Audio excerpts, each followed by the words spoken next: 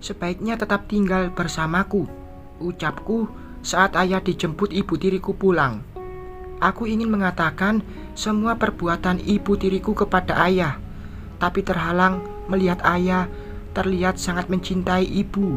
Dan di depan ayah, ibu tiriku sangat baik.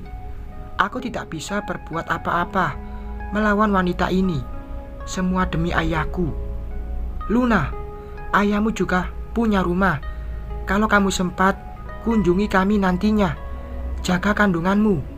Ibu tiriku berkata lembut. Ayah tersenyum menanggapinya. Baiklah, kalau ada apa-apa, hubungi aku, Bu. Aku juga berusaha berkata baik. Donna, tolong jangan biarkan Mila, keponakanmu itu, mengganggu rumah tangga Luna. Ayah bersuara sedikit tegas. Mereka mantan istri. Aku akan peringati Mila, Mas, jawab ibu tiri. Ayah jangan khawatir, kejadian kemarin tidak akan terulang lagi. Aku menyesal. Maafkan aku, ayah. Tiba-tiba Mas Bayu menghampiri ayahku. Kali ini aku maafkan apa yang kamu lakukan kepada Luna waktu itu.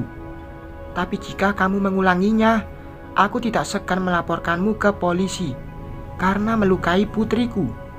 Ayah berkata tegas kepada Mas Bayu. Meski dalam keadaan belum stabil, ayah masih berusaha melindungiku. Mas Bayu menundukkan kepala seperti penyesalan. Malam semakin larut. Aku duduk di teras depan menikmati angin malam. Di dalam terasa sangat panas meski sudah pakai AC. Luna, Mas Bayu langsung duduk di kursi di sampingku. Ada apa? Aku tetap cuek. Aku hanya ingin... Ada apa? Aku sangat penasaran dengan perkataan Mas Bayu. Aku ingin kita rujuk. Aku terpanah mendengar ucapan Mas Bayu. Kenapa dia ingin kita rujuk? Bukankah Mila nomor 1 baginya? Ada apa ini orang? Karena anak yang aku kandung penerima warisan. Aku tidak basa-basi. Bukan itu. Mas Bayu menatapku lembut. Aku mencintaimu, sambung Mas Bayu yang membuatku terpanah mematung. Kadang aku heran dengan sikapnya bersama Mila. Dia sangat jahat, tapi kadang baik dan perhatian. Apakah ini modus tentang harta? Kalau aku lihat dia bicara tulus kali ini, kenapa aku terbawa perasaan? Cinta? Apa aku tidak salah dengar? Aku bingung dengan ucapan Mas Bayu. Atau jangan-jangan pengaruh Mila belum berlaku. Luna, bagaimana? Mas Bayu menunggu jawabanku. Saat aku terpanah, seakan tidak percaya dengan ucapannya. Aku tidak percaya perkataanmu, Mas. Kalau kamu ingin rujuk denganku, singkirkan Mila dari kehidupanmu. Tunjukkan kebaikanmu sebagai seorang suami. Aku langsung bangkit meninggalkannya. Terdiam duduk di teras. Entah kenapa, aku sedikit terbawa perasaan. Aku mengelus perutku dan tidur. Pagi ini sangat cerah. Matahari menyelimuti bumi yang belum berputar. Aku duduk di teras belakang, menikmati indahnya pagi. Luna, aku berangkat kerja dulu. Jangan lupa minum vitamin. Mas Bayu berdiri di sampingku. Aku hanya diam menanggapinya. Terlalu cepat dia berubah. Aku masih belum percaya. Hanya dalam seminggu, dia sudah langsung cinta kepadaku. Kejadian dia membawa Mila ke kamarku hingga sekarang masih segar di ingatanku. Terlalu banyak duduk membuatku bosan. Aku mencoba keliling taman rumah ini. Hijaunya tanaman menyejukkan mata. Aku terus melangkah mengelilingi taman yang hampir menyelimuti sekeliling rumah. Sedang berjalan, langkahku terhenti. Mataku terpana melihat seseorang mengintip di balik pagar. Satpam rumahku sedang berjaga, jadi dia tidak bisa masuk. Rasa ingin tahuku membuatku melangkah lebih dekat ke arah pagar dan melihat diam-diam. Mila, Gumamku sendiri, terkejut melihatnya berdiri di luar pagar. Entah apa lagi yang akan dilakukan Mila. Air semprotan tidak berhasil.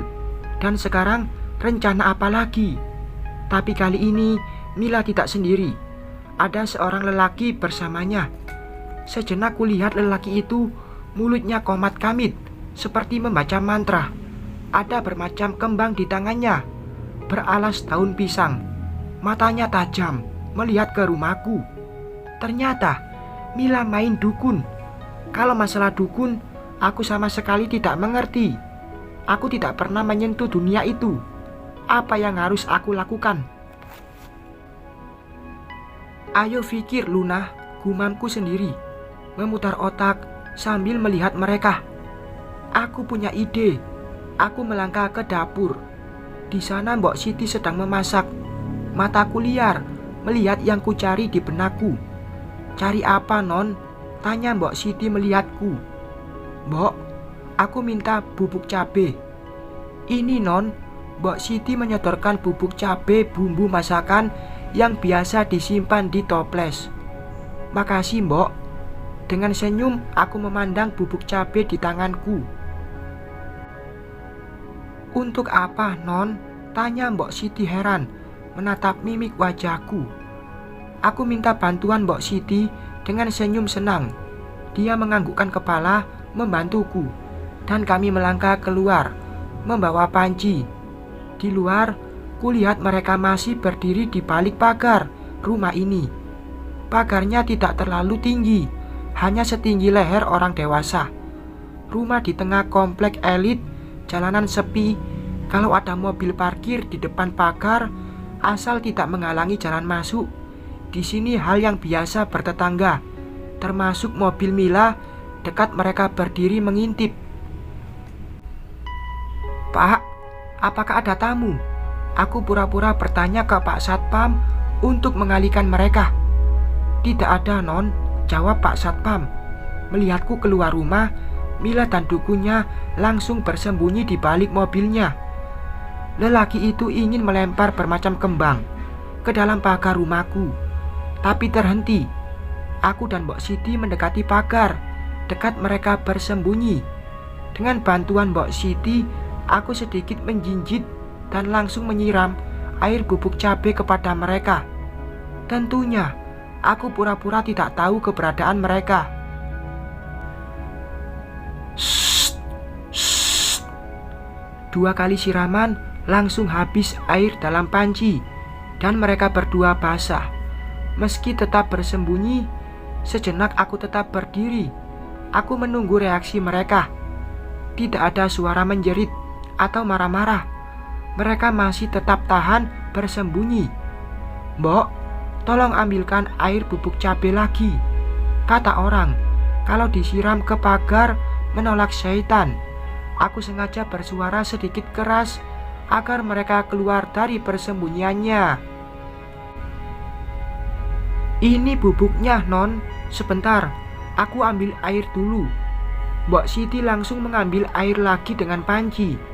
Aku tetap menunggu mereka keluar, tapi mereka masih kuku bersembunyi. Ini, Non. Mbok Siti menyodorkan air di dalam panci dengan memasukkan lebih banyak bubuk cabai. Aku ingin menyiramkannya lagi. Shh. Cukup 1 kali siraman, air di dalam panci sudah habis membasahi mereka berdua. Namun mereka belum juga menampakkan diri. Ini membuatku semakin bersemangat. Mbok, ambil air lagi dan tambahkan bubuk cabai lebih banyak dari yang tadi. Aku tetap melirik mereka jongkok bersembunyi dengan tetap pura-pura tidak tahu. Namun aksiku terhenti. Mila keluar berteriak-teriak. Aku berhasil. Tunggu, panas, panas, mataku perih, ucap Mila keluar dari persembunyiannya dengan rambut dan badannya basah. Matanya sedikit terpejam karena menahan perih. Jidat berkerut mencoba membuka mata. Ups, kamu Mila. Aku pura-pura terkejut. Perempuan gila. kamu membasahiku. Peri, air, air, teriak Mila dengan ekspresi wajah yang tidak pernah terbayangkan olehku. Cukup, aku tidak mau membantumu lagi. Badanku basah. Ini menurunkan wibawaku di sini. Lelaki seperti dukun itu langsung berdiri. Hei, apa yang kalian lakukan di sini? Kalian mau memata-mataiku? Atau kalian mau mencuri? Akan aku lapor ke polisi. Atau aku teriakkan maling. Gertakku menatap mereka dengan ponsel di tanganku. Jangan, maafkan aku, Bu. Aku hanya disuruh Bu Mila. Lelaki itu sedikit takut dengan ucapanku. Hei, kamu aku bayar. Kenapa salahkan aku? Mila terlihat marah menjawab perkataan lelaki di sampingnya. Aku tidak mau kalau orang-orang datang bilang aku maling. Ini uangnya, kerjasama kita batal. Lelaki itu langsung pergi melaju motornya yang terparkir di seberang jalan. Tunggu, teriak Mila kepadanya. Peri, panas, dasar perempuan gila kamu. Awas, akan aku balas kamu, Luna, ucap Mila masih mencoba melawanku. Apa salahku, Mila? Suaraku dilembut-lembutkan. Mila berteriak emosi, mukanya merah. Apakah merah karena emosi atau karena air bubuk cabai? Entahlah. Secepatnya Mila langsung melaju mobilnya meninggalkan rumahku. Dia menyetir seperti orang mabuk, menahan panas perih dari air bubuk cabai. Aku tersenyum. Ternyata Allah masih melindungiku yang sedang hamil. Aku dan Mbok Siti tertawa melihat ekspresi Mila pergi dengan baju dan rambut basah. Dia terburu-buru agar bisa mendapatkan air membersihkan badannya. Tadinya aku juga kasihan, tapi setelah mengingat niat buruknya, rasa kasihan di hatiku hilang ditelan awan. Non, Mila main dukun kayaknya, ucap Mbok Siti saat kami melangkah masuk ke dalam rumah. Aku tidak mengerti masalah perdukunan, Mbok, karena aku lihat mulutnya komat kamit dan memegang bermacam kembang. Aku juga kepikiran begitu. Hati-hati, Non, segala cara akan dilakukannya. Wanita seperti Mila tidak akan mudah menyerah. Aku menganggukkan kepala menanggapi perkataan Mbok Siti. Mungkinkah Mas Bayu juga dipelet? Jujur saja, aku tidak pernah bertemu orang kena pelet atau semacamnya. Semua itu hanya pernah aku lihat di televisi saja, bukan di kehidupan nyata. Bersambung.